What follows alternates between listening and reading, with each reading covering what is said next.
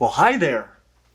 This snake is quickly becoming one of my favorite snakes to handle. It's also one of my most venomous snakes. It's a Madagascar giant hognose snake, which is, in very many ways, very similar to the hognose snakes that we have here in the Americas. It has a somewhat upturned snout for digging, makes a cobra-like hood when threatened, and is rear-fang venomous. And yet, this snake is more closely related to a black mamba than it is to an American hognose snake. These are not colubrid snakes like American hognoses, but elapoids like king cobras, true cobras, coral snakes, mambas, taipans, sea snakes, death adders, and cute little Cape House snakes, which is a list of snakes that are a terrible choice for most keepers and possibly the best pet snake on the planet, at least that I know to exist. So they could be great pets, or they could be unspeakably terrible. Well, speakably terrible. I mean, we do have videos on monocled cobras, black mambas, and king cobras, all terrible pets for most people, but pretty fun to speak about, if I'm being honest. So is the Madagascar giant hognose snake a great pet, or a speakably bad one? Let's find out, shall we? Let's give the Madagascar giant hognose a score based on our 5 categories, which are handleability, care, hardiness, availability, and upfront costs. And before we get to that, I want to talk for just a moment about these videos. As you likely know by now, YouTube does not like this series, but you do. And I do. I think the world needs this resource. I could go into how I know that you guys love them, but YouTube does not. But the gist is that in polls and based on things like click-through rate, total number of likes per video, and like to dislike ratio, these are among the most popular videos on this channel. But exposures, the number of people that YouTube tells about these videos, is consistently super low. And the more reasonable the pet, the more extreme the suppression. Which means that every time we make one of these videos, we lose a lot of the revenue with which we feed our families. But we keep making them. And actually, I'm trying to make them more regularly than we did in the past. And the reason that we can afford to make what you like instead of just catering to the YouTube algorithm is because of the support that we receive from you guys on Patreon. Honestly, Patreon is the reason that we've been able to focus more fully on this channel. It's the reason that the quality of the content on this channel has improved so much in recent years. And it's the reason that this series can go on. Because there are so many great pet reptiles and other cool animals that we haven't covered yet. Like veiled chameleons, house geckos, hamsters, and pet mice. It's crazy, some of the animals we have not yet reviewed. Plus, we could stand to update some of our older videos. I guess I'm just saying that we aren't done here. And if this is something that you want to get behind, please consider supporting us on Patreon or with a channel membership. This video is sponsored by BetterHelp. One thing I've learned over the years is that just because you're passionate about what you do doesn't mean it's never overwhelming. Between filming, traveling, caring for animals, running businesses, and trying to be present for my family, it can sometimes feel like there just aren't enough hours in the day. When life gets busy, it's easy to spend all your energy taking care of everything else and forget to check in with yourself. That's one of the reasons we're happy to partner with BetterHelp. Therapy isn't only for people in crisis. It can also be a great way to better understand yourself, work through challenges, build healthier habits, or simply have someone help you navigate life's ups and downs. BetterHelp makes it easy to get started. You take a quick quiz and you're matched with a licensed therapist. If the fit isn't right, you can switch therapists anytime at no extra cost. And because sessions can happen by video, phone, or even texts, it's much easier to find an option that works with your schedule. If you've been feeling overwhelmed or you've been thinking about trying therapy, now's a great time to take that first step. Head to betterhelp.com/ClintsReptiles or click the link in the description to get 10% off your first month with BetterHelp. A big thank you to BetterHelp for sponsoring this video. Now, I know you've heard me talk about this before, and you guys have been absolutely awesome. But I know that there are some people that have what I think are totally reasonable concerns about the sponsor of today's video, and I'm thankful for all the feedback that you've given me. I have been researching BetterHelp very carefully for now years, since I first started hearing your concerns, And while I definitely think that there were some real problems with the company in the past when it was under different leadership, things that I wouldn't want to support, I haven't found anything about the company in 2026 or since it has come under different leadership that I find concerning. They provide a genuinely needed service, and based on the reports I've seen from every nonprofit that evaluates such companies, they do it very well. But even though I've looked into all of this, I still recognize I may have blind spots. I recognize that you may know something that I do not, and I'm always open to this possibility. So if so, please educate me. I want to know. I won't be bullied into making decisions, but I'm always open to changing my opinion based on new and verifiable information. So if you have something that you think I should know, teach me. Now, where were we? Okay. When it comes to handleability, we give the Madagascar giant hognose snake a score of 4 out of 5, which seems low when you know that this snake is one of my absolute favorite snakes to handle, but also seems a bit high when you know that this is one of my most venomous snakes. So let me explain. Today, this snake is very good to handle. She feels very much like a lot of large rough-scaled colubrids, like bull snakes, which are the snakes that I get out the most often when I want to handle a snake. This is a very robust, not super fast-moving, but highly active snake. In all the years that I've had her, I have never had her musk or poop on me. She is delightful to handle, but that hasn't always been the case with her. She was very nervous and jumpy for a long time, even whipping in a strike-like manner, though I never really noticed her opening her mouth. She never bit anybody, but she is probably in the top 5 most difficult snakes to get to relax when handling that we've had at the reptile room. She's great now, but growing up in the room turns almost any snake into a great snake to handle. So your results may vary. That said, she never did bite anybody. And that's a very good thing because she is venomous. And truth be told, I don't really know exactly how bad the venom would be. I know that it shouldn't be anywhere near life-threatening, and it is somewhere in that window between plains hognose snake, which are kind of like a bee sting, to false water cobra, which is like a tiny dose of rattlesnake venom.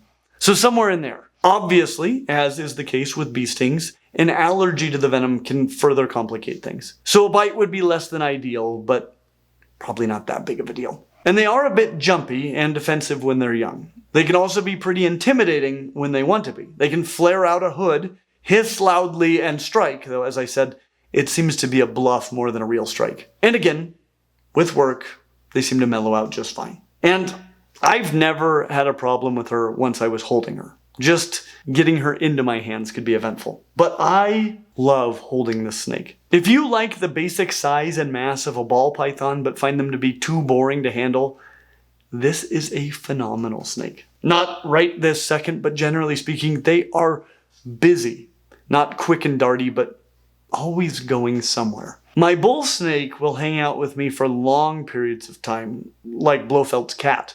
But this snake is generally exploring actively, which maybe isn't ideal if you're trying to multitask, like if you're trying to hold a snake and talk about it for a YouTube video. But then again, maybe she'll be totally delightful like she's being right now. And I strongly encourage anyone visiting Clint's Reptile Room to give this a try. This girl's name is Queenie, if you want to request her by name. And the reason she has that name, actually, there are a few reasons for it. One of them is, you know how you can hold your hands like this and make a heart? Well, if you look at the top of her head, you'll see those hands making a heart. She's also got a chessboard all down her side and quite a bit of kind of reddish pink coloring at the front, so she is named after the Queen of Hearts. And that's how she got to be Queenie. Isn't that like this?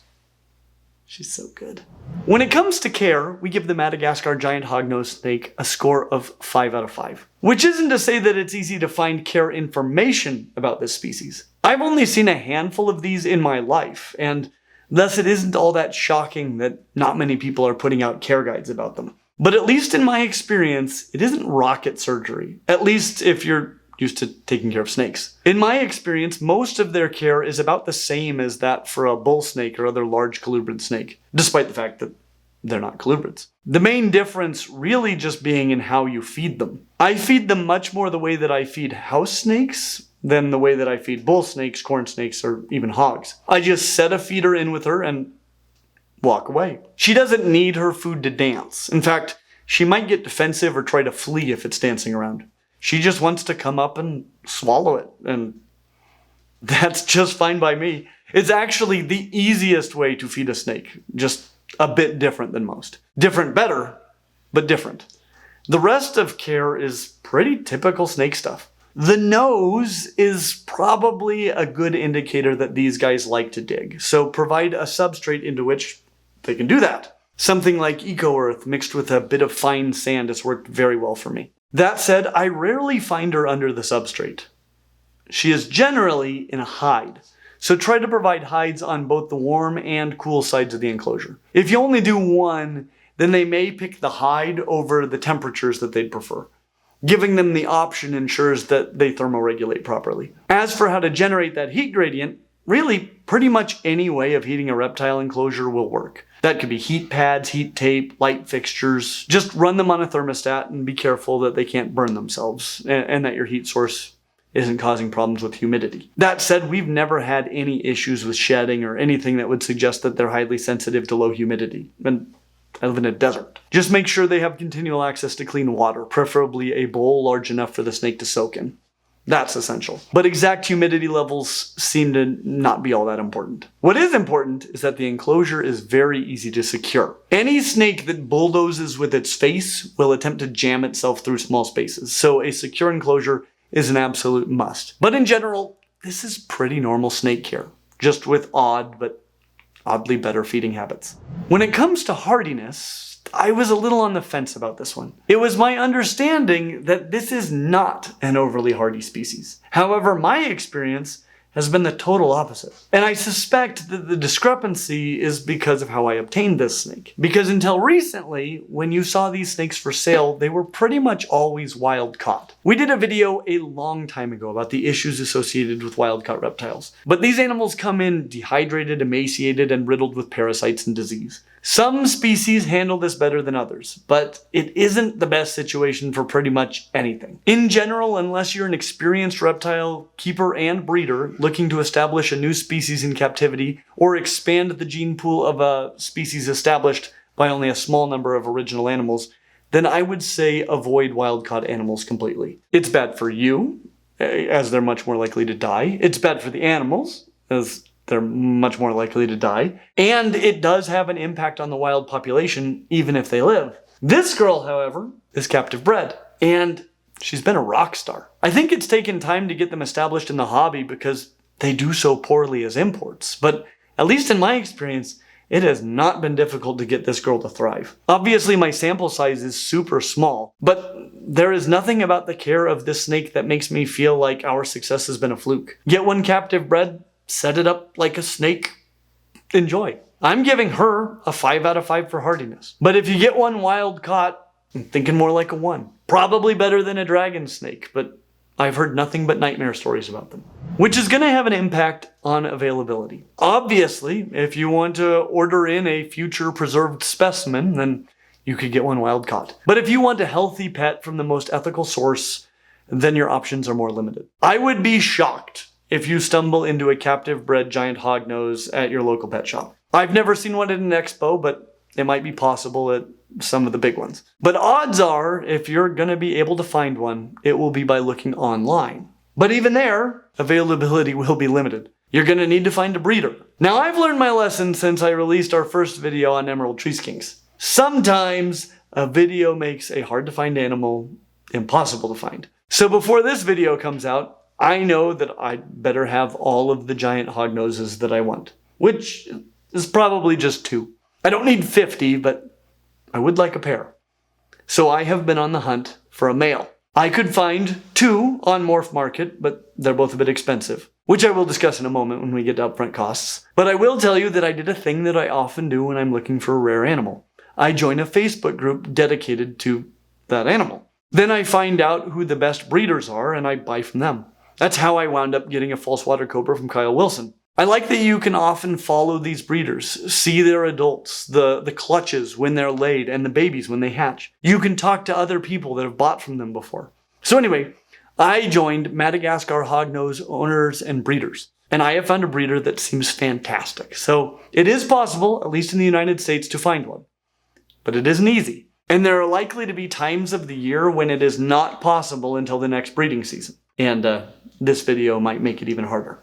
Which is yet another reason to join us on Patreon, as our Patreon supporters get these videos early, and thus can act on this information before the market changes, like I did. But we give them a 2 out of 5 for availability. I suspect that this will get even worse in the near future, but I think that more and more people will start having success with them, and so it should get better. But I'll be surprised if it will ever be higher than about a 3. When it comes to upfront costs, we give the Madagascar Giant Hognose a score of 3 out of 5. But that will mostly be because of the cost of the snake itself. They are a bit on the expensive side, as in several $100s at the moment, which is totally fair in my assessment. Not many people have been working, successfully at least, with these snakes, and they're amazing. So they're worth it, just not cheap. If you want a cheaper version of this experience, I would definitely recommend a bull snake. But this is definitely a more unusual snake, and one that is, while similar, a different experience to interact with than a bull snake. And arguably, a better experience. The rest of the cost will be reasonable. Pretty normal, large colubrid type expenses. Toad Ranch is one place I would highly recommend for an enclosure, though there are lots of great sources. But things like a heat source, substrate, water bowl, and hides will not cost a fortune. Be sure to get a thermostat to keep that heat at levels that you desire, but altogether, these are not crazy expensive. Not super cheap, but normal for a medium-sized snake. Which is why, overall, we give the Madagascar Giant Hognose snake a score of 3.8 out of 5, which is a very good score for a snake that is hard to get and relatively expensive. But the truth is, in my opinion, this is one of the best snakes that you can possibly get. If you want a snake that is big, but not too big, engaging and fun to handle, that probably no one you know will have, then there aren't too many things that can rival the Madagascar Giant Hognose. And it just might be the best pet snake for you. As always, like and subscribe, and we hope to see you real soon.